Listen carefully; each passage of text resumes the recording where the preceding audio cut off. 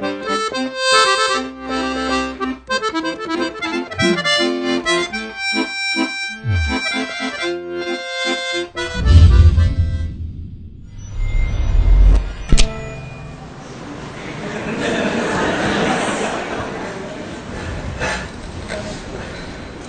que é o amor? A primeira vez que eu fiz essa pergunta, eu era assim. Na escola, me chamavam de feio, esquisito, quatro olho, louco.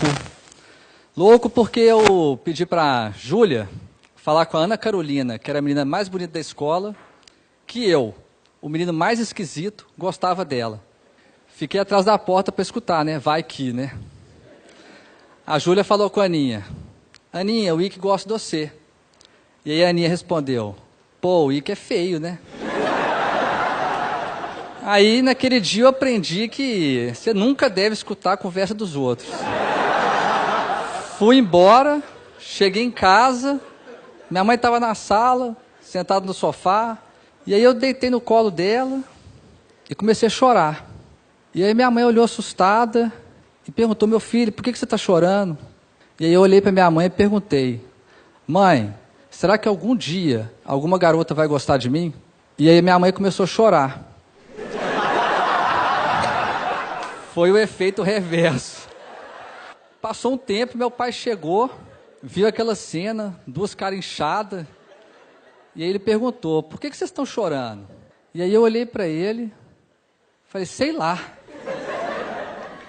E aí ele fez uma cara e falou, ok, minha família é louca. E aí a gente começou a rir, e minha mãe me abraçou e falou, confiança. Meus pais tinham essa mania de responder tudo de forma enigmática. Sempre soltavam um enigma e se vira. Claro que com aquela idade eu não fazia ideia do que era essa palavra. Eu fui começar a entender isso, quando eu completei 15 anos e me apaixonei pela minha vizinha Duda. Um dia, teve uma festa dançante e as meninas ficavam sentadas, esperando os meninos chamarem para dançar. Naquele dia, eu aprendi que nunca deve se misturar a bebida. Eu misturei coca com suquita, fiquei doido e comecei a andar em direção à Duda. E aí meus amigos do meu lado começaram, que isso, filho, você está indo? Volta aqui, você está doido? E eu fui. Quando eu parei na frente dela, os homens que estão aqui vão me entender. Quando um cara gosta muito de uma menina, ele treme todo. Eu estava igual aqueles bonecão do posto, sabe? Aqueles bonecão inflável, eu estava assim. Ó. E aí, estava naquela fase adolescente que minha voz, umas vezes saía grave, outra aguda. Parecia sempre que eu estava com uma bola de algodão na garganta. E eu falei com a Duda. Quer dançar? Saiu algo parecido com isso. E eu já estava projetando a minha fuga para viver na rua, mendigo, solitário. E ela respondeu sim. E aí eu falei, como é que é? Aí ela repetiu, sim. E eu não sabia o que fazer, porque eu nunca tinha chegado até ali, aquela parte era nova para mim. Eu já tinha recebido tanto não na vida, que eu nem sabia que uma menina sabia falar sim. E aí ela levantou, me abraçou, e começou a tocar November Rain do Guns. E a gente dançou, quando acabou a música ela se afastou, e eu não fazia ideia do que fazer quando ela ficou parada na minha frente. Eu estava no ensino médio, eu só sabia jogar bola, tomar Coca-Cola e ficar na frente da TV vendo MTV, cara. E aí, só que aí veio uma voz do além, cara. Aí foi igual ao cinema, com a voz com eco e tudo. Confiança! Confiança! E aí eu fui. Esse foi meu primeiro beijo. A coisa mais esquisita e doce que eu já fiz na minha vida. A Duda sorriu daqui até aqui. O sorriso fazia assim, ó. E aí ela me abraçou e a gente começou a dançar sem música. Eu e a Duda, a gente namorou por muito tempo. Até eu completar 18 anos, que é a idade oficial da idiotice masculina. Todo mundo ficava, não, vou tirar carteira, carro, mulherada. E um dia eu chamei a Duda e falei, ô Duda, eu quero terminar. E aí ela falou, por quê? Eu falei, porque eu quero conhecer outras meninas, para saber se você é a mulher da minha vida, né? E aí ela segurou a minha mão, olhou no meu olho e falou, Que pena, Ike. Eu soube desde o primeiro dia que você era o garoto da minha vida. Ela foi embora e eu chorei por umas 5 horas seguidas. Cheguei em casa, contei para o meu pai, e aí meu pai só falou escolhas.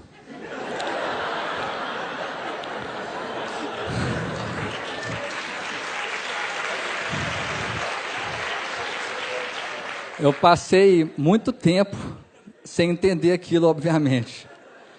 E muito tempo sem encontrar ninguém, até eu encontrar um novo amor.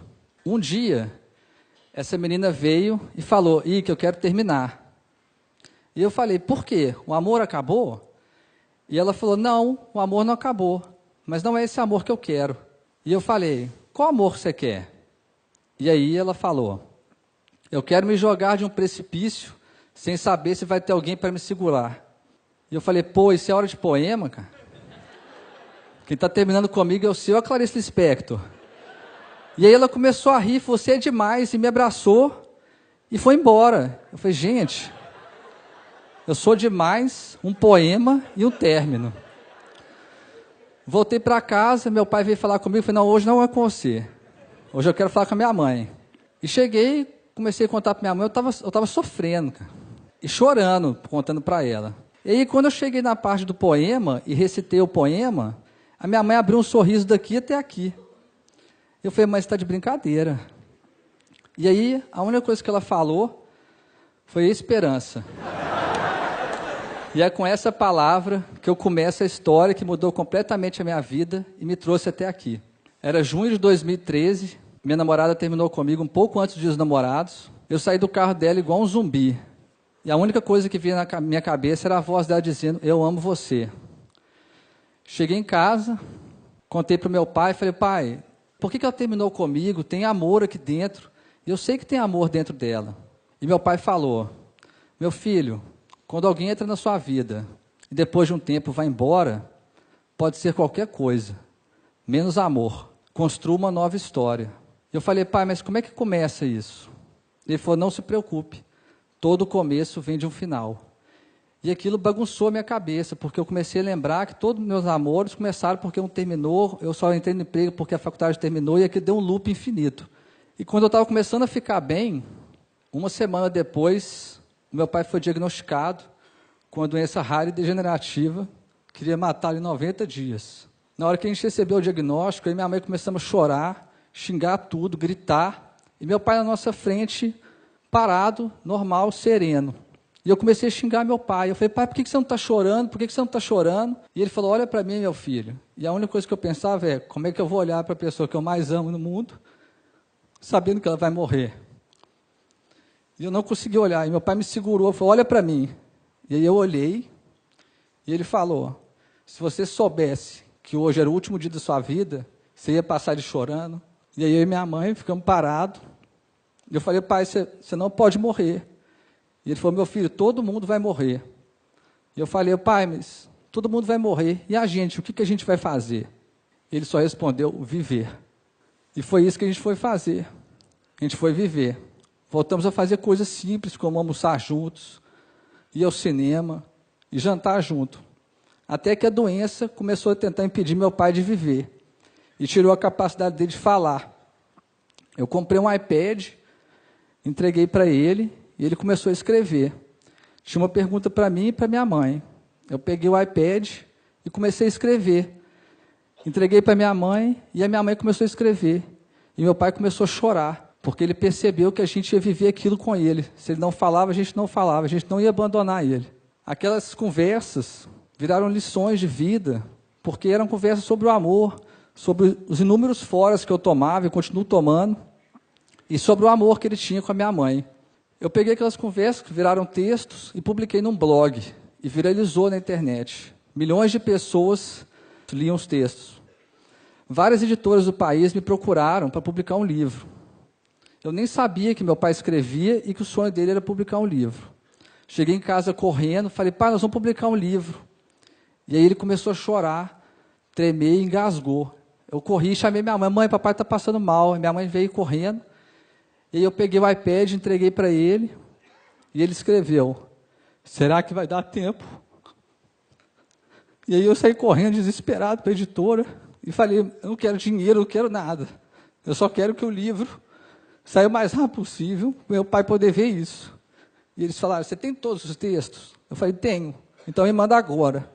Eu voltei para casa correndo, falei, pai, nós temos que mandar os textos agora, você quer alguma coisa? E ele falou, quero que o último texto seja o meu. Eu falei, tá bom, qual que é o texto? Ele falou, eu acabei de escrever, mas você precisa me prometer uma coisa. Eu falei, o que que foi? Você só pode ler depois que eu morrer. Eu falei, pai, como assim, pai? E eu falei para ele, tá bom, pai, então você tem que me prometer uma coisa. E ele escreveu o quê? Você não pode morrer. E aí, eu e meu pai cumprimos a promessa. A gente lançou o nosso livro, Faça Amor, Não Faça Jogo. Mais de 400 pessoas no lançamento, eu, meu pai, minha mãe, minha sobrinha. O livro virou best-seller no país. Só que aí a doença tentou impedir meu pai de viver. E tirou a capacidade dele de andar. E colocou ele na cadeira de rodas. E agora a gente tinha rodas. O que a gente ia fazer? Meu pai amava viajar. A gente transformou a cadeira no avião. E todo dia, pela manhã, a gente descia para a nossa pista de decolagem, fazia um plano de voo. E eu separei um dia para vocês.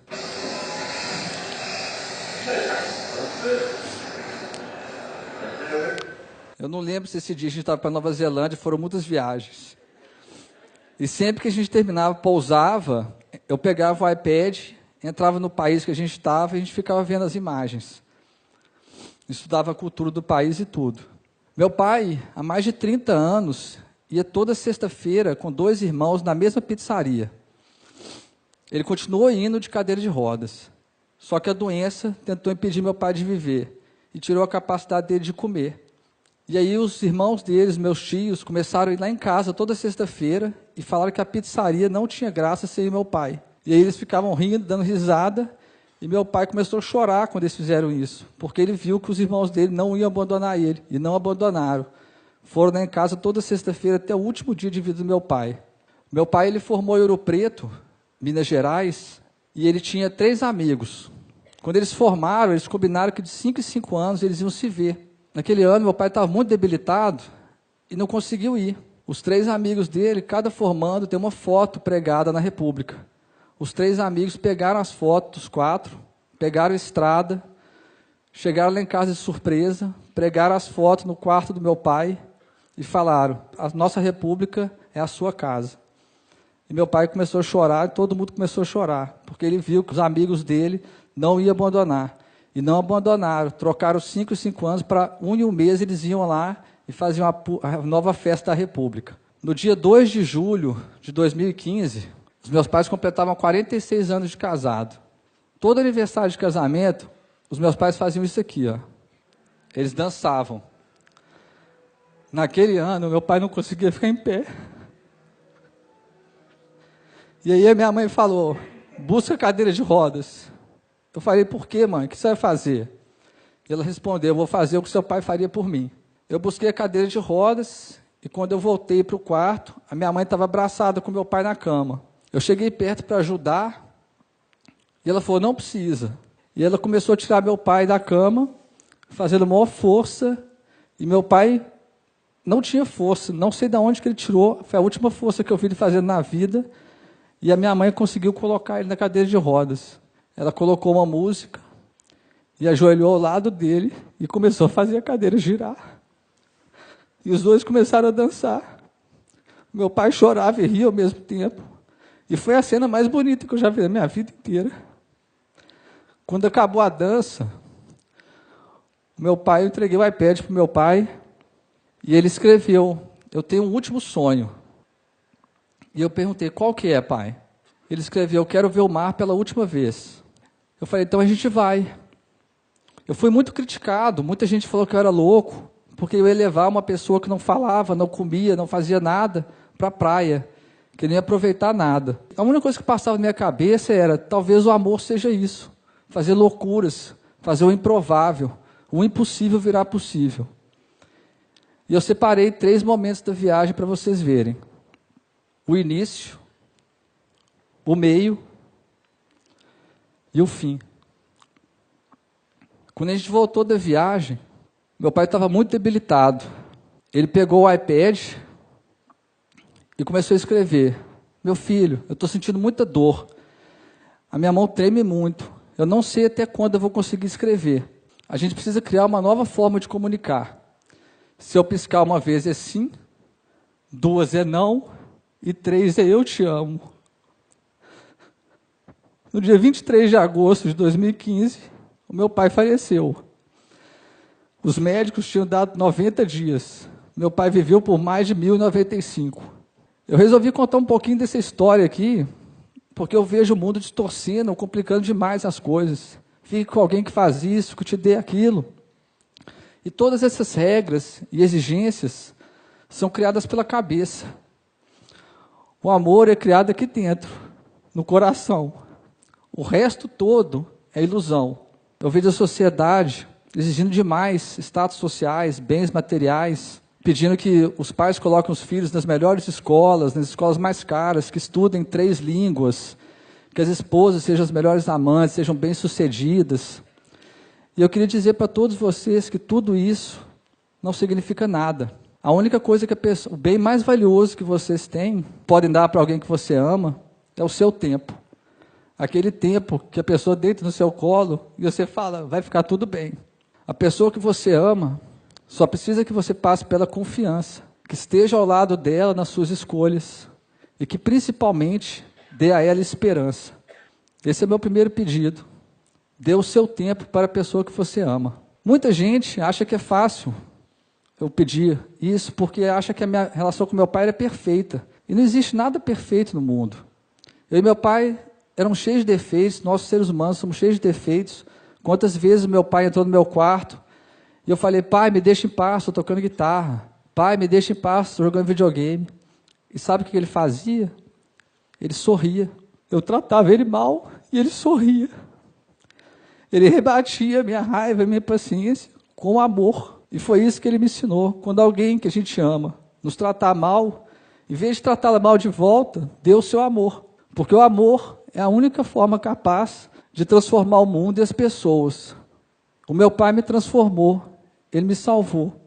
Ele nunca desistiu de mim. E esse é o meu último pedido. Nunca desista da pessoa que você ama. E agora, vocês devem estar querendo saber o que é o amor. Acreditar. Esse é meu enigma. A forma mais bonita que eu aprendi para deixar um pouco do meu amor dentro de todos vocês que estão aqui. Fique com Deus. Obrigado.